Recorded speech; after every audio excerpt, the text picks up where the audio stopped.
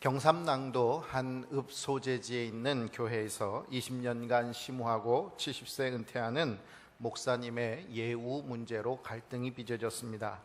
은퇴하는 목사는 자신의 은퇴를 준비하면서 교회에 이렇게 예우해달라 하는 안을 마련해서 교회에 요청을 하였습니다. 자신의 심우 기간과 본봉 그리고 공헌도를 고려해서 A안 10억, B안 8억, C안 6억을 제시했습니다. 우여곡절 끝에 C안 6억이 채택됐지만 반발하는 교인들이 생겨났습니다. 곧바로 교회에서는 여러 가지 이야기들이 나오기 시작했고 교회는 분열하기 시작했습니다. 목사의 행실과 이력을 고려했을 때도 그렇고 이미 교회에서 연금을 적립해 줬는데 1년 예산이 7억밖에 되지 않는 교회에서 어떻게 은퇴하는 목사 예우를 6억이나 할 수 있느냐라는 이유에서였습니다. 그런데 은퇴하는 목사는 자신이 교회에 끼친 공헌도를 생각한다면 은퇴 예금은 6억은 많은 것이 아니라고 말을 합니다. 교회에서 발견된 문건에 따르면 담임 목사가 교회에 끼친 경제적 유익을 12가지 항목으로 정리가 되어 있었습니다. 그 중에 몇 가지를 소개하면 교회 건축 2억 4천만 원으로 현시가 70억, 구교회를 찾음 3년 재판 승소 8억, 건축 헌금 및 1천 번제 헌금 1억, 부임시 교회 재정 2억 원을 연 10억으로 성장시킴 5배, 이러한 내용들이 기록되어 있었습니다. 교회 관계자가 작성한 것으로 보이는 교회 답변서에는 이러한 내용에 유사한 내용이 기록되어 있습니다. 그 중에 내용은 이렇습니다. 아무개 목사는 2억 4천만 원으로 현시가 70억의 아무개 교회를 세웠습니다. 이 과정에서 아무개 목사 개인이 건축 헌금 및 3천 번자로 총 1억 원을 하게 됩니다. 또 군으로부터 교회 주변 도로를 확충하는데 8억 원의 지원을 끌어냅니다. 기타 등등 약 100억에 해당하는 유익을 사역 가운데 남겼습니다. 경영 성과를 따지면 그 공로를 이루 헤아릴 수가 없습니다. 저는 이 기사를 읽으면서 마지막에 나오는 단어 경영 성과라는 말에 주목을 했습니다. 목사의 경영 성과가 100억 원에 이르기 때문에 그가 은퇴 예우금으로 받는 6억은 껌값에 불과하다는 주장인 것입니다. 성과주의라 하는 말은 기업에서 근속 연수가 아닌 업무 성과에 따라 보수나 또 인사를 결정하는 것으로 보통 능력주의라고도 말을 합니다.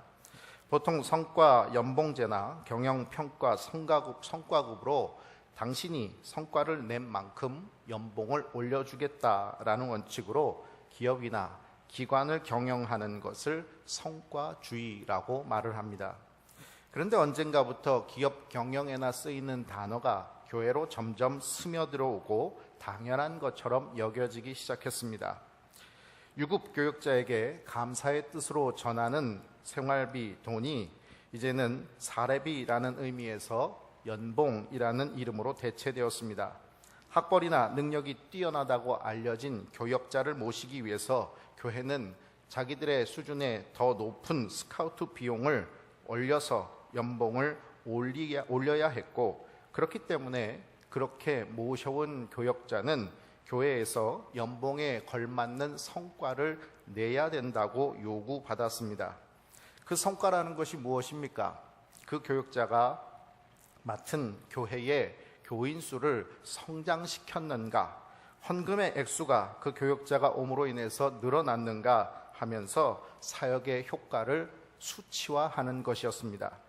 그 숫자를 높이고 그렇게 성공과 실패를 따지게 된 모습 속에서 성공한 사역자는 인정과 권력을 갖게 되었고, 수치를 높이지 못한 사역자는 실패자로 낙인 찍히고 쫓겨나기도 했습니다.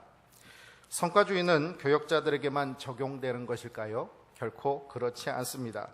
교인들의 신앙생활에도 성과주의는 뿌리 깊게 잠식해 들어왔습니다. 열심히 기도했더니 응답받았다. 다 내려놓고, 모든 것을 다 내려놓고 봉사를 열심히 했더니 하나님께서 우리 가정에 복을 주셨다.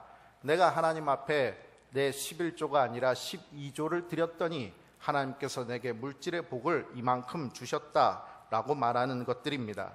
다시 말해서 내가 뭐뭐 했더니 하나님께서 무엇을 이루어 주셨다라는 성과주의 등식이 교회 안에 얼마나 팽배한지 모릅니다. 장로 선거를 예를 들어 보겠습니다. 그 사람의 인격과 신앙의 됨됨이를 가지고 장로를 선택하고 또 교회의 일꾼으로서 교우들이 함께 하나님 앞에 기도하며 선택해야 될 장로 선거는 미안하게도 수치화하기 어려운 인격과 신앙 됨됨이 때문에 점점 수치화하기 쉬운 것으로 변화되기 시작했습니다. 교회 다닌 연수, 예배 참석의 횟수, 헌금 드리는 액수, 봉사 활동의 영역 등등을 고려하여서 그 사람이 자격이 있는가 없는가를 따지기 시작했습니다. 물론 수치화가 다 잘못되었다는 것은 아닙니다. 그러나 그렇게 수치화한 것들이 그 사람의 사역의 성과를 낼 수 있는 사람이라는 것을 절대적으로 증명하는 것은 아니라는 것입니다. 교회 30년을 다닌 사람은 1년 다닌 사람보다 경험적으로 교회 사역에 대해서 익숙하고 노련할 수는 있지만 신앙 경력이 오래될수록 예수를 더욱더 사랑하고 하나님께 영광 돌리는 삶을 더 잘 사는 것은 아니기 때문입니다. 그런데 어느 순간 교회의 이런 분위기는 우리 안에 내재되어 있는 성과주의적 기대감을 자극하게 됩니다. 그래서 내가 열심히 봉사했는데 성경 공부 한번 빠진 적이 없는데 예배란 예배는 다 참석했는데 그동안의 나의 사역의 성과를 인정받기 원하고 인정받지 못했을 때 쉽게 상처받고 분노하게 됩니다. 어디 그뿐입니까? 성경을 몇 번 읽었는가? 하루에 기도는 몇 시간 했는가? 11조는 얼마나 했는가? 하는 것 속에서 내가 이룬 성과를 자랑하게 되면서 그렇지 못한 사람보다 내가 우위에 있다는 교만의 모습으로 변질되어 가기 시작했습니다. 전에 있던 교회에서 한 청년이 직장을 면접을 보았습니다. 당연히 이 청년이 가진 성품이나 능력, 이 모든 것으로 인해서 합격할 것이라 생각했는데 면접을 갔더니 난색을 표하더라는 것입니다. 그래서 의의가 뭐냐? 너만 하면 될 텐데 뭘 얼마나 대단한 사람을 뽑으려고 해서 그러냐라고 했더니 그런 것이 아니라는 것입니다. 바로 자기가 일하려고 들어가는 그 자리에 이전에 있었던 사람이 독실한 그리스도인이라는 것입니다. 독실한 그리스도인이라면 좋을 텐데 왜 그러냐 했더니 그 독실한 그리스도인이라는 사람은 직장 내에서는 평판이 좋지 않았다는 것입니다. 교회 가야 된다고 일을 처리하지도 않고 다른 사람에게 미루기 일쑤였고 맡은 역할을 엉망으로 하면서도 교회 일을 회사까지 가져와서 하는 일이 다반사였다는 것입니다. 그래서 이 회사에 있는 사람들은 다음에 사람을 뽑는다면 교회 다니는 사람은 절대로 뽑지 말자라고 결의를 했다라는 것입니다. 교회 안에서는 참 좋은 신앙인입니다. 그런데 교회 밖에서는 참 나쁜 신앙인의 모습을 가지고 있는 괴물 신앙인을 만들어낸 모습, 이것이 바로 교회 안에 팽배해진 성과주의의 결과였던 것입니다. 우리는 전도할 때 흔히 교회를 크게 지어놓고 그 빈자리를 채우라라는 명령을 듣습니다.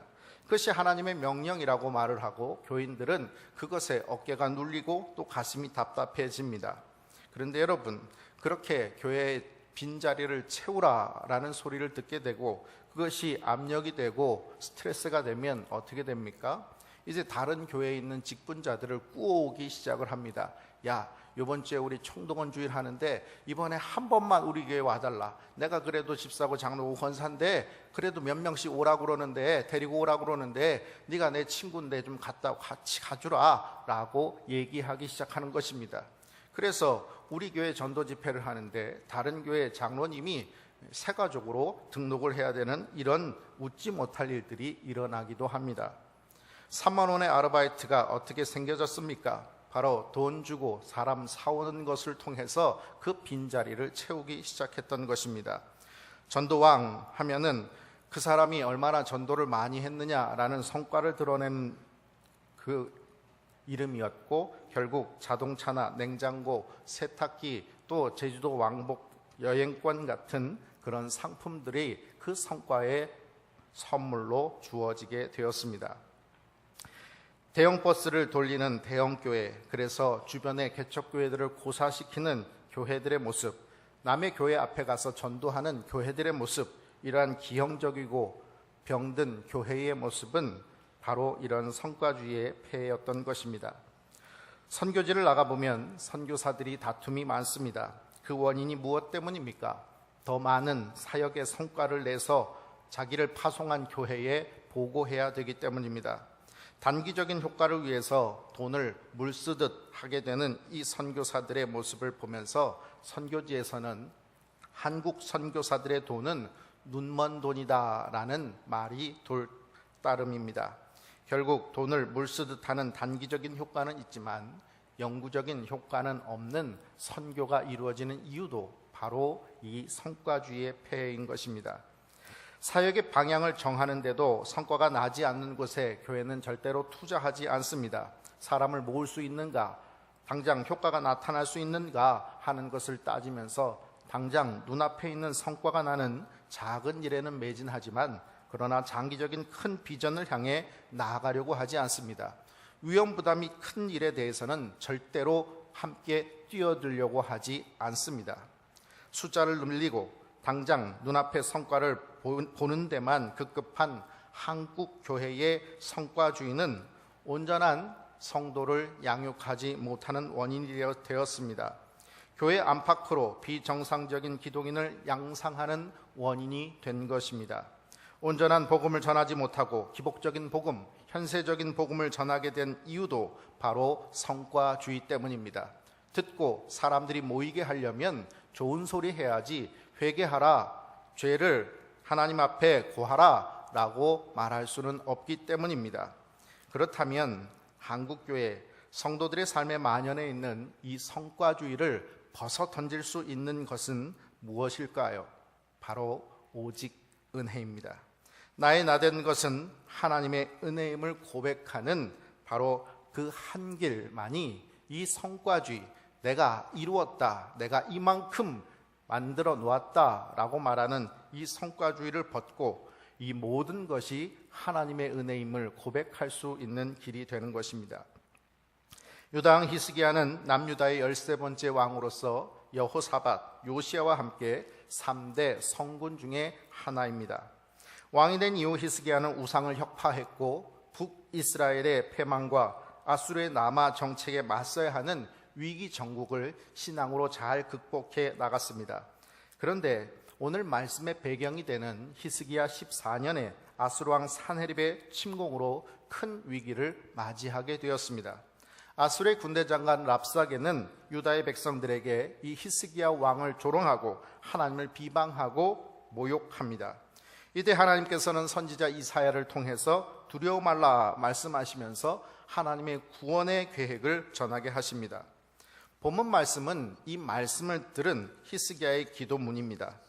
우리는 여기서 아수르의 군대 장관 랍사게의 모습을 통해서 이 성과주의의 폐해를 잠시 생각해 볼 필요가 있습니다.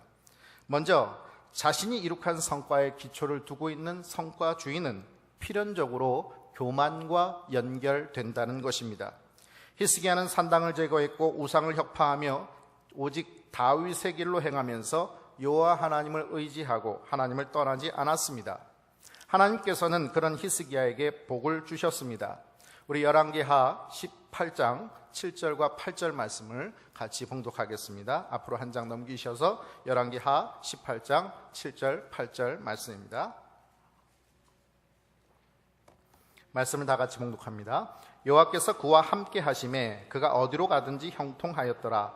저가 아수르 왕을 배반하고 섬기지 아니하였고 그가 블레셋 사람들을 쳐서 가사와 그 사방에 이르고 망대에서부터 견고한 성까지 이르렀더라. 아멘. 한마디로 히스기야는 남유다를 아주 굳건하고 부강하게 만들어낸 하나님의 도성으로 세워간 왕입니다. 그런데 이런 히스기야에게 아수르 왕 산헤립이 쳐들어왔을 때 한순간에 이루어놨던 모든 것들은 다 무너져 버렸습니다. 유다의 견고한 성읍들이 하나 둘씩 다 점령당해 버린 것입니다. 히스기야는 이런 힘 속에 속수무책으로 당하면서 조공을 요구하는 아수르 왕에게 여호와 성전의 왕궁, 여호와 성전과 왕궁 곳곳에 있는 은을 다 주었습니다. 심지어 하나님의 성전 문의 금과 자기가 모든 기둥에 입힌 금을 벗겨주기까지 했습니다. 그렇게 모든 것을 다 주었으면 이제는 이 전쟁의 화마 속에서 구원받았을 수 있었을까요? 결코 그렇지 않습니다. 아수르 왕은 이에 만족하지 않았습니다. 그래서 자신의 군대를 이 예루살렘 도성까지 치고 밀고 들어옵니다. 예루살렘에 들어온 아수르의 군대 장관 랍사게는 유다의 백성들에게 교만의 말을 쏟아냅니다. 열왕기하 18장 33절부터 35절 말씀 우리 같이 봉독하겠습니다. 33절부터 35절입니다. 민족의 신들 중에 어느 한 신이 그의 땅을 아수르 왕의 손에서 건진 자가 있느냐? 하맛과 아르바의 신들이 어디 있으며 스발와임과 헤나와 아와의 신들이 어디 있느냐? 그들이 사마리아를 내 손으로 건졌으며 민족의 모든 신들 중에 누가 그의 땅을 내 손에 건졌기에 여호와가 예루살렘을 내 손에서 건지겠느냐 하셨느니라. 아멘.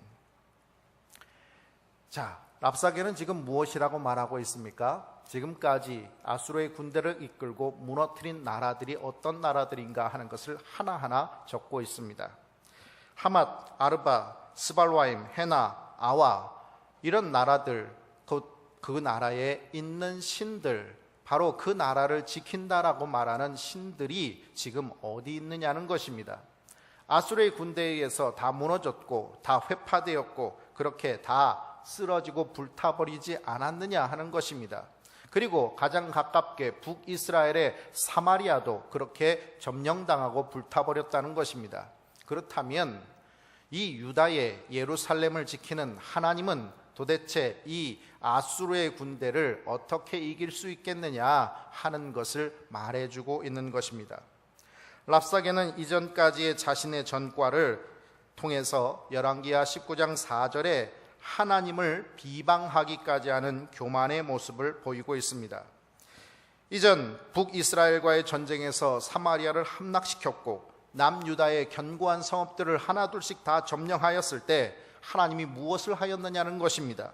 이제 남유다의 중심인 예루살렘까지 진격했을 때 하나님이 지금 이 예루살렘을 구원할 수 있겠느냐라고 따져 묻고 있는 것입니다. 그들의 거침없는 기세는 아무도 막을 수 없었고 이 랍사게의 더러운 입조차 누구도 막을 수 없었습니다.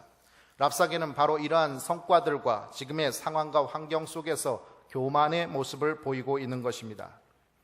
어쩌면 당연한 결과고 지금에 있는 상황 속에서 당연한 결론이라고 말할 수 있을 것입니다. 사랑하는 성도 여러분, 우리를 교만하게 만드는 것이 무엇입니까? 내가 이루었다 하는 것입니다. 내가 이루어 놓은 것, 나의 성과, 나의 성공이 바로 우리를 교만하게 만듭니다. 그 모든 것이 내가 한 것이다 라는 생각이 나를 교만하게 만드는 것입니다. 잠언 16장 18절, 교만은 패망의 선봉이요 거만한 마음은 넘어짐의 앞잡이니라 라는 말씀을 결코 잊지 마시기 바랍니다. 우리가 잘 아는 그림 중에 알프레드 듀러의 기도하는 손이라는 그림이 있습니다. 흔히 예전에 교회 맨 앞에 그림을 사파를 집어넣을 때 이렇게 거친 손 하나가 기도로 모아져 있는 손 그림, 바로 그 그림입니다. 가난한 두 친구가 미술을 공부하는데 이 두 사람이 함께 공부할 수가 없으니 한 사람은 공부하고 한 사람이 뒷돈을 대고 나중에 성공하면 이후에 그 사람이 다른 사람이 공부를 하고 또 나머지 사람이 일을 해서 뒷돈을 대자라는 이야기를 하고 먼저 듀러가 공부를 하고 친구는 그 뒷돈을 대기 위해서 힘든 노동을 감당합니다. 그런데 그 힘든 노동을 감당하다 보니 손이 굳어서 이제는 더 이상 미술 공부를 할 수 없는 상태가 된 것입니다. 돈을 계속해서 대야 되는데 손은 굳고 일을 하기 힘든 그 친구는 이제 친구에게 돈을 붙여줘야 된다는 생각 속에서 하나님 앞에 두 손을 모으고 기도를 합니다. 바로 그 손을 바라본 듀러가 그 손을 보면서 그린 그림이 기도하는 손입니다. 나의 성공, 그것은 나 혼자만의 영광이 아닙니다. 나를 위해 희생한 사람들, 나를 뒤에서 묵묵히 나의 뒤에서 조연을 감당해 준 사람들이 있음을 우리는 알아야 합니다. 그렇게 수많은 사람들이 있음을 알게 되었을 때 내가 이루었다라고 생각한 모든 것은 내가 이룬 것이 아닐 뿐만 아니라 수없이 많은 은혜가 부어져 이루어진 것이라는 것을 깨닫게 됩니다. 내가 열심히 믿어서 오늘 내가 있는 것이 아닙니다. 나를 위해 기도해 준 사람들이 있었고, 나를 가르치고 이끌어 주었던 사람들이 있었고, 지금도 나와 함께 동역해 주는 사람들이 있기 때문입니다. 바로 그들과 함께 하시는 성령의 하나 되게 하시는 역사가, 은혜가 있기 때문에 오늘의 내가 있는 것입니다. 교만하면 왜 패망하게 됩니까? 교만의 눈이 가려서 잘못 판단하기 때문입니다. 자기가 이루었다, 자기가 다 이루었다라고 착각하는 이 착각 속에 있는 성과, 그 성과에 눈멀어서 현 상황과 환경만을 계산할 뿐, 그 상황과 환경을 초월하여 임하시는 하나님의 은혜를 절대로 계산할 수 없기 때문인 것입니다.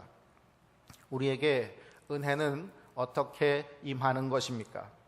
오늘 말씀에는 먼저 하나님의 말씀으로 임한다는 것을 말씀하고 있습니다.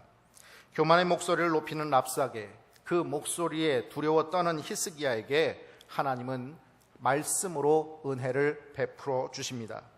열왕기하 19장 6절의 말씀 우리 같이 봉독합니다.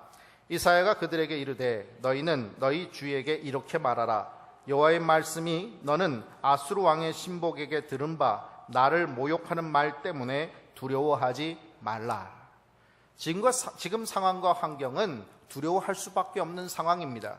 하나님이 지키시고 보호하신다고 하지만, 그러나 유다의 땅들이 다 점령당했고, 그리고 예루살렘까지 지금 경각에 달려있는 상태입니다. 그런데 하나님께서 주시는 은혜는 상황과 환경을 바꾸는 것이 아니었습니다. 오직 하나님의 말씀이었습니다. 누가복음 18장에는 바리새인과 세리의 기도가 나옵니다. 그때 바리새인은 하나님 앞에 이렇게 기도합니다. 하나님이여, 나는 다른 사람들 곧 토색과 불의와 간음하는 자와 같지 않고 이 세리와 같지 아니하니 감사하나이다 라고 기도하고 있습니다. 자신의 성과를 떠버리느라 하나님의 말씀을 결코 들을 수 없는 기도가 바로 바리새인의 기도, 교만의 기도인 것입니다. 은혜는 상황과 환경의 변화로 오지 않습니다.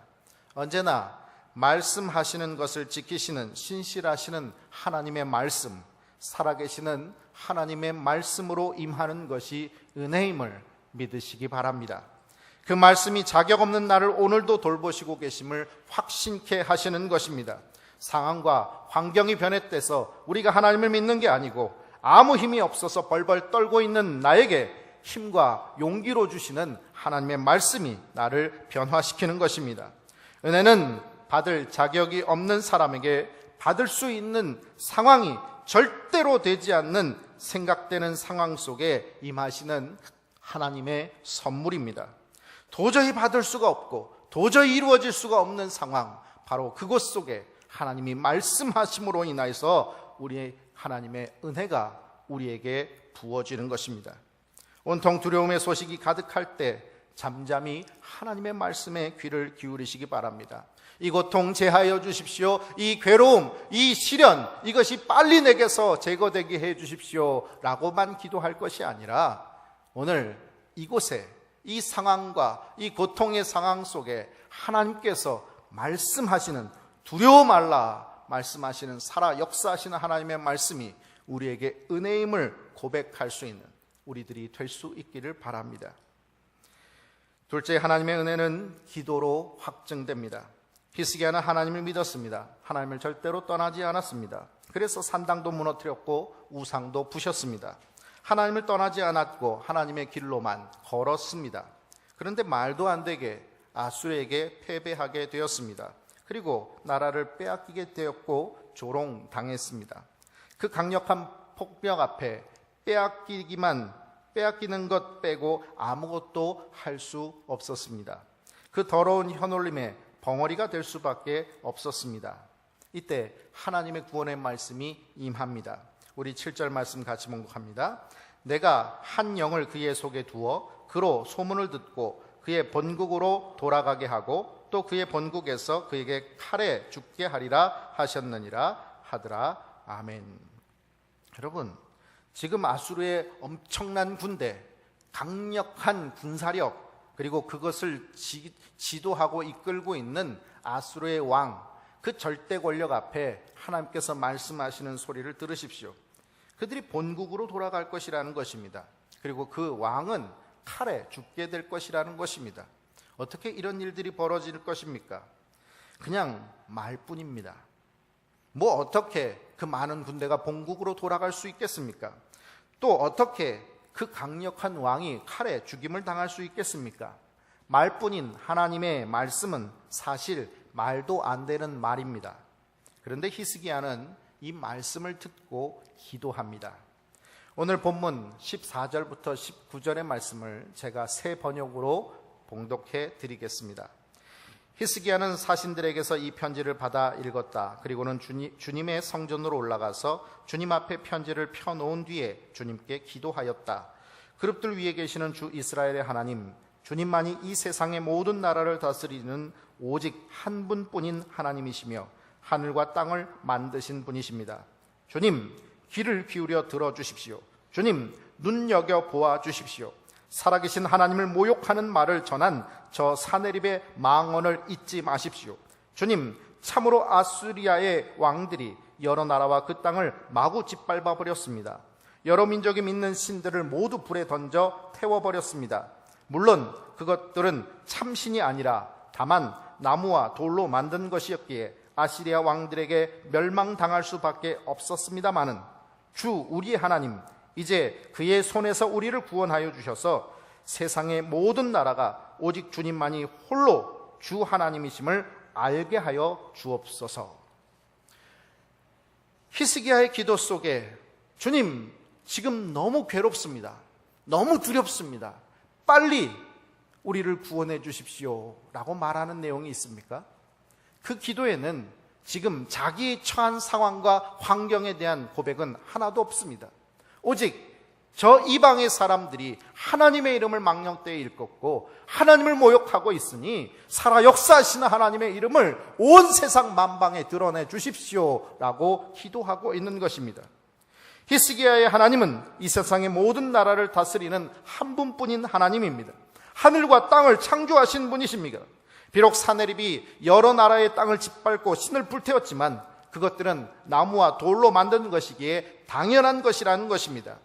그러나 그 힘과 그 능력은 살아계신 하나님을 어쩔 수 없다는 것을 그는 분명히 믿고 있습니다.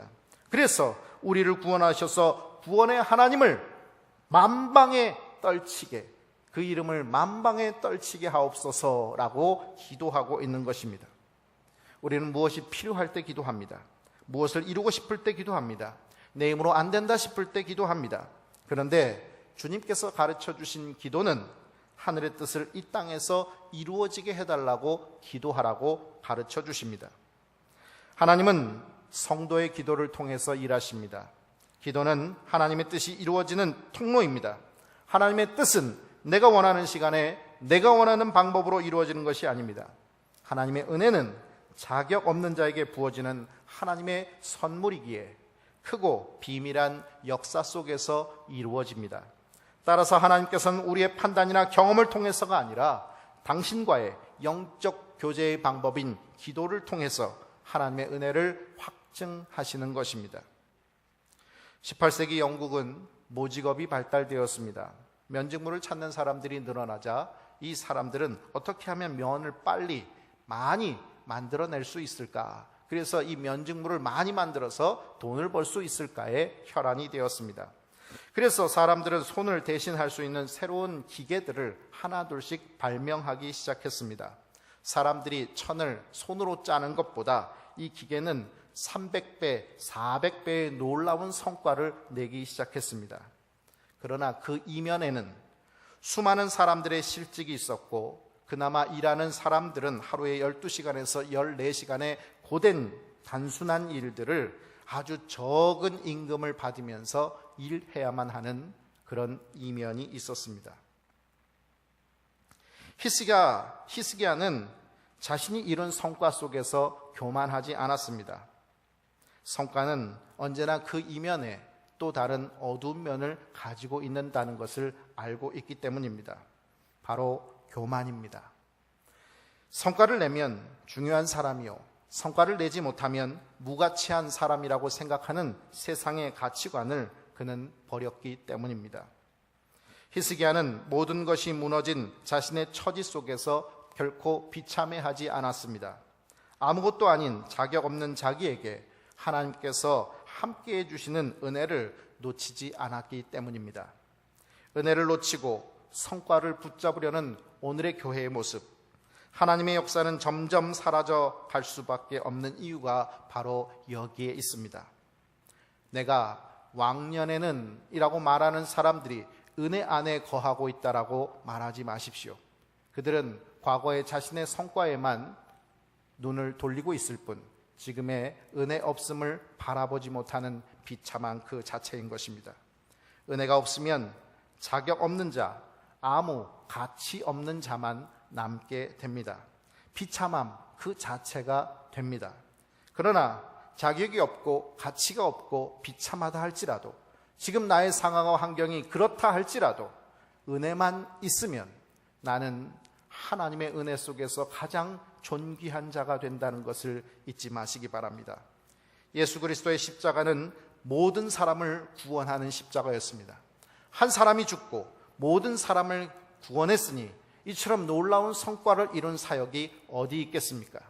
그런데 주님께서 다 이루셨다라고 말씀하셨대, 그것은 자신이 이만큼 이렇게 놀라운 역사를 이루었다라는 성과를 말하고 있는 것이 아닙니다.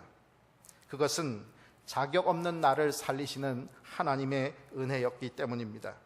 자기를 드러내는 성과를 드러내는 것이 아니라 오직 하나님의 구원의 성과를, 구원의 역사를 이루기 위해서 하나님께서는 오늘도 예수 그리스도와 함께 일하시고 계심을 믿으시기 바랍니다. 바울은 바로 이러한 예수를 믿었습니다. 그리고 그렇게 고백합니다. 나의 나된 것은 하나님의 은혜입니다.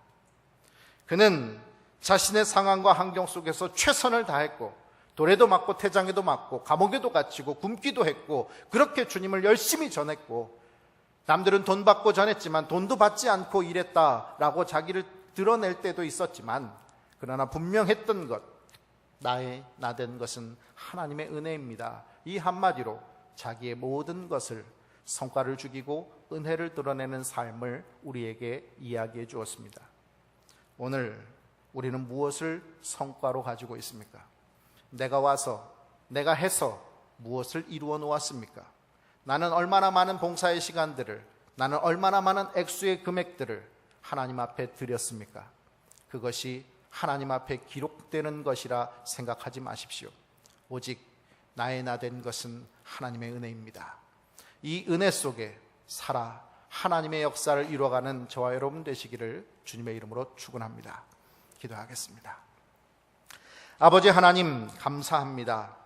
과거의 영광 속에 머물며 내가 이루어 놓은 성과들을 나열하며, 그래서 나는 받을 자격이 있다라고 착각하는 교만 속에 사는 우리들, 하나님, 우리의 교만을 용서하여 주시고 이제 은혜에서 삐껴간 우리의 눈을 오직 하나님의 은혜에 초점 맡길 수 있는 우리들이 되게 하여 주시옵소서. 내가 이룬 것은 내가 이룬 것이 아니라 나와 함께 동역한 사람들, 나를 뒤에서 조연으로 도와주었던 사람들, 나를 이끌어 주었던 사람들, 나를 가르쳐 주었던 사람들, 나를 위해서 희생해 주었던 사람들, 무엇보다 하나님의 은혜였음을 우리가 고백할 수 있게 하여 주시옵소서. 겸손히 하나님의 은혜 속에 거하며 나의 나된 것은 하나님의 은혜입니다 고백하며, 이제 오늘 이 은혜 속에 거하는 자로서 하나님의 은혜 속에 그 은혜를 누리고 그 은혜를 모든 이들과 함께 나누며 베풀며 살아갈 수 있는 은혜의 사람이 되게 하여 주시옵소서. 예수님의 이름으로 기도합니다. 아멘.